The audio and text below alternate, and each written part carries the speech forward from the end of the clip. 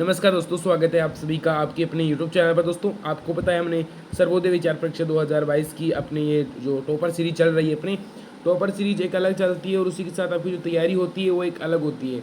तैयारी में क्या होता है कि आपके शाम के सिलेबस की एक 7 बजे क्लास आती है, उसमें आपके इंपॉर्टेंट जो है सिलेबस कंप्लीट किया जाता है। लेकिन हमने टॉपर सीरीज है उसमें हम क्वेश्चन करते हैं, काफ़ी इंपॉर्टेंट क्वेश्चन रहते हैं अपने, वो क्वेश्चन हम लोग करते हैं। तो टॉपर सीरीज का वीडियो हमेशा 1 बजे ही आता है, आपके पता है आप सभी को।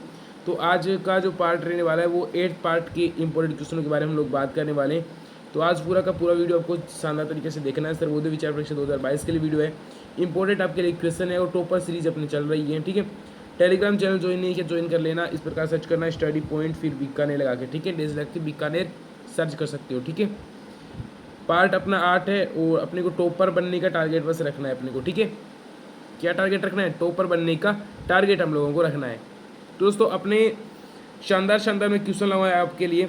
अब क्वेश्चनों का लेवल थोड़ा बढ़ रहा है, तो शुरुआत से देख कर आओ, कॉपी में नोट करो, यहाँ तक आओ, फिर आपको ये लेवल ज़्यादा हार्ड नहीं लगेगा। ठीक है, अदल इंसाफ शीर्षक में वर्णित यहूदी व्यापारी का नाम क्या था? तो सोलोमन उसका नाम था। ठीक है, अगला है सर्वोदय पुस्तक में गांधी जी ने धन को किसके समान बताया है? ठीक है, देखो एक सर्वोदय बुक है गांधी जी क्या, अगर आप पढ़ना चाहो तो पढ़ सकते हो, काफ़ी अच्छी बुक है। 2 बुक निकल गई है, एक तो नवजीवन में निकली है जो कि अभी निकली है 300 पेज की, एक निकली है उससे पहले वाली जो कि 50 पेज की है। ठीक है, तो वो भी आप पढ़ सकते हो। ठीक है, तो सर्वोदय बुक में गांधी जी ने धन को नदी के समान बताया, यानी धन को हमेशा चलते रहना चाहिए, धन का एक जगह इकट्ठा होना राज्य के लिए हानि होती है, ऐसा गांधी जी ने बताया है। तो जो भी सर्वोदय के क्वेश्चन है उसके आगे इंपॉर्टेंट लगा सकते हो, क्योंकि ऐसे क्वेश्चन आपके एग्जाम में आते हैं। ठीक है, गांधी जी के अनुसार सच्चा शास्त्र क्या है? ठीक है, गांधी जी उनके अनुसार सच्चा शास्त्र क्या है? तो न्याय और बुद्धि का शास्त्र है वो गांधी जी के अनुसार सच्चा शास्त्र है। ठीक है, अगर आपने टेलीग्राम ज्वाइन नहीं किया तो टेलीग्राम ज्वाइन कर लेना, join my Telegram channel. Telegram join नहीं किया तो प्लीज़ टेलीग्राम चैनल ज्वाइन कर लेना।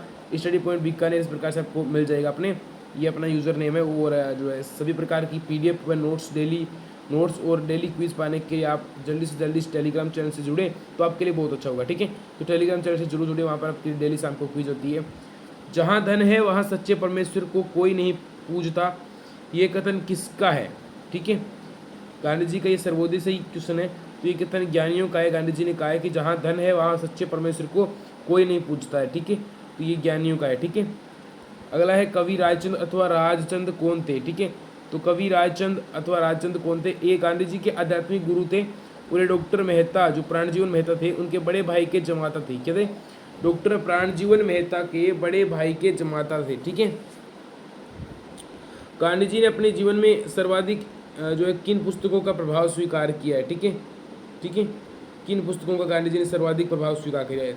तो 2 बुक्स है, एक तो है लियो टोल्स्टॉय की पुस्तक है बेंकुट तेरे हृदय में। ठीक है, बेंकुट तेरे हृदय में, और एक है एंड टू दिस लास्ट पुस्तक जिसको गांधी जी ने गुजराती में सर्वोदय नाम से अनुवादित किया था, और ये पर्सन कई बार आ चुका है। और इस पुस्तक के लेखक का नाम है जॉन रसिकन। ठीक है, जॉन रसिकन।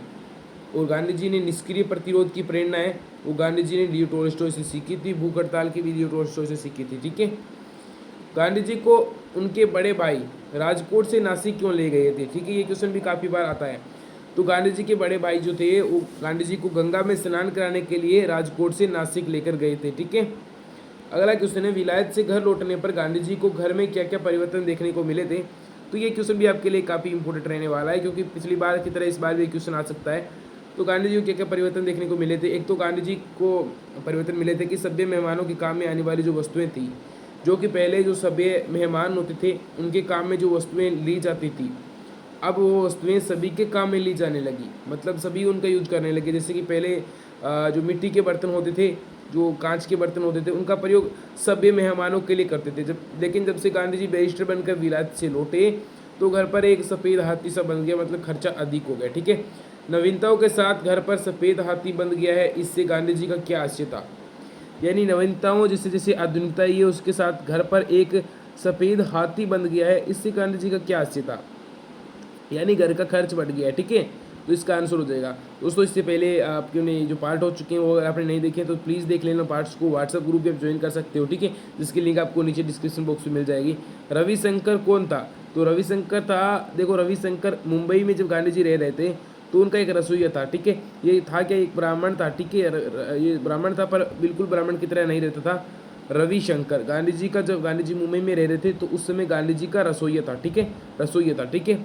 अगला है मेरा संध्या तर्पण मेरा हाल है और कुदाल खटर खटर करम है, ठीक है, खटकरम है, ये किसने कहा था? तो ये वाक्य रविशंकर ने कहे थे कि मेरा संध्या तर्पण मेरा हाल है। मतलब वो ऐसा कुछ भी नहीं करते थे, सूर्य नमस्कार वगैरह ब्राह्मण जैसे नहीं रहते थे, ठीक है। वीरचंद गांधी क्या तैयारी कर रहे थे? वीरचंद गांधी के बारे में गांधी जी ने बताया कि वीरचंद जो गांधी थे वो सोलिस्टर बनने की तैयारी कर रहे थे। किसकी? सोलिस्टर बनने की तैयारी कर रहे थे। अगला प्रश्न है, ये जो प्रश्न आपकी कई बार परीक्षा में आता है तो इन प्रश्नों को थोड़ा मोस्ट स्टार लगा लेना, आपके लिए काफ़ी इंपॉर्टेंट प्रश्न आपके लिए हो सकते हैं। देखो पिछली बार में मैंने जो क्वेश्चन बताए थे वही क्वेश्चन आपको एग्जाम में देखने को मिले थे और इस बार भी वही क्वेश्चन आपको एग्जाम में देखने को मिलने वाले हैं।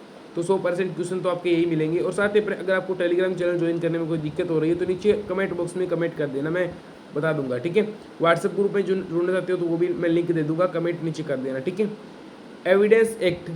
एविडेंस एक्ट यानी कानून शहादत तो उन्हें मुख जबानी याद है, ऐसा किसने किसके लिए कहा था? ठीक है, एविडेंस एक्ट है यानी कानून शहादत है, वो तो उन्हें मुख जबानी याद है, ऐसा किसने किसके लिए कहा था? तो ऐसा वीरचंद ने फिरोज शाह मेहता के लिए कहा था। वीरचंद गांधी ने गांधी जी को बता रहे थे कि फिरोज शाह मेहता को एविडेंस एक्ट यानी कानून शहादत तो उन्हें मुख जबानी याद है, किताब खोलने की जरूरत नहीं है उनको, ठीक है। तो ऐसा फिरोज शाह मेहता के लिए कहा था। गांधी जी ने फिरोज शाह मेहता को कौन कौन सी उपाधियाँ दी है, मतलब क्या क्या नाम लिख कर दिए? जैसे कि एक तो मुंबई का बेताब बादशाह, एक और नाम था, वो आपको नीचे कमेंट बॉक्स में बताना है, सभी को बताना है कि गांधी जी ने फिरोज शाह मेहता को कौन कौन सी उपाधियाँ दी थी। 2 उपाधियाँ दी थी, ठीक है। गांधी जी ने मुकदमे में जिरह करने की अद्भुत शक्ति के लिए किसका उल्लेख किया है? गांधी जी ने मुकदमे में जिरह करने की अद्भुत शक्ति के लिए किसका उल्लेख किया है? तो बदरुद्दीन तैयब जी का, ठीक है, बदरुद्दीन तैयब जी का जिरह किया है, ठीक है। अगला, गांधी जी को बैरिस्टर बनने के बाद प्रथम मुकदमा किस मुवक्किल से मिला था? ठीक है, प्रथम जो मुकदमा था वो किस मुवक्किल से मिला था? तो वो मिला था मम्मी बाई से, ठीक है, किससे? मम्मी बाई से। देखो गांधी जी को बैरिस्टर बनने के बाद जो प्रथम मुकदमा मिला था वो कौन से मुवक्किल से मिला था? तो मम्मी बाई से मिला था। अगला है, गांधी जी को प्रथम मुकदमे में ब्रीफ के कितने रुपए मिले थे? मतलब गांधी जी को जो प्रथम मुकदमा मिला था उसमें गांधी जी को ब्रीफ के कितने रुपए मिले थे? तो गांधी जी को उसमें ब्रीफ के 30 रुपये मिले थे। और गांधी जी ने उस समय पहली बार स्मॉल कोर्ट, जो स्मॉल कोच कोर्ट होता है उसमें पहली बार गांधी जी गए थे, उन्हें अनुभव नहीं था, ठीक है। तो ये भी प्रश्न आ सकता है, गांधी जी पहली बार स्मॉल कोच कोर्ट में कितने रुपए की फीस लेकर गए ब्रीफ की? तो 30 रुपये लेकर गए थे, ठीक है। अगला है, वकालत की प्रैक्टिस करने हेतु गांधी जी मुंबई में कहाँ रहते थे? तो वो गुड़गांव में रहते थे और यहीं पर उनका जो है रसोइया रविशंकर रहता था, ठीक है। रविशंकर का ऊपर आ चुका है नाम, मैंने बताया था आपको, रविशंकर के बारे में भी क्वेश्चन आए थे। तो रविशंकर गिरगांव में उनके साथ रहता था, ठीक है। गिरगांव से हाईकोर्ट जाते समय गांधी जी को कितना समय लगता था? तो लगभग 45 मिनट गांधी जी 45 मिनट में गांधी जी है वो गिरगांव से हाईकोर्ट पहुंच जाते थे, ठीक है। 45 मिनट, इंपॉर्टेंट क्वेश्चन है, कई बार आता है, ठीक है। राजकोट में वकालत करके गांधी जी प्रति माह औसतन कितना रुपया कमा लेते थे? राजकोट था वहाँ पर, उसमें गांधी जी वहाँ पर वकालत करके प्रति माह यानी प्रत्येक महीने के लगभग औसतन कितने रुपए कमा लेते थे? तो 300 रुपये लगभग वो कमा लेते थे औसतन राजकोट में वकालत करके। तो गांधी जी लगभग 300 रुपये वहाँ पर कमा लेते थे, ठीक है। दोस्तों आपके लिए टेस्ट का आयोजन भी किया जाता है, तो संडे को आपको हार्ड टेस्ट होता है, तो संडे को जरूर जुड़ना। वहाँ पर आपके लिए यूट्यूब पर मैं 250+ MCQ लाने वाला हूँ, 300 MCQs, तो वो भी आपको जरूर जुड़ना है, ठीक है। तो वो भी आपको जरूर जुड़ना है। अगला है, अगर तुम्हें शांति से रहना हो और 2 पैसे कमाने हो तो अपमान को भूल जाओ, ये किसने कहा था? तो ये फिरोज शाह मेहता ने कहा था, ठीक है, फिरोज शाह मेहता ने, ठीक है। अब्दुल करीम जवेरी कौन थे? तो अब्दुल करीम जवेरी कौन थे? देखो मेमन फर्म के सेठ थे, ठीक है, दक्षिण अफ्रीका के व्यापारी थे अब्दुल करीम जवेरी, ठीक है। अगला है, शेख अब्दुल करीम ने गांधी जी को कितनी तनख्वाह देना तय किया था? ठीक है, तो 105 पाउंड देना उन्होंने तय कर दिया था। सेठ अब्दुल करीम ने गांधी जी को कितनी तनख्वाह देना तय किया था? देखो दादा अब्दुल्ला के एक सेठ करीम थे, वो एक उनके व्यापारी थे ही, तो वो भारत में रहते थे, ठीक है।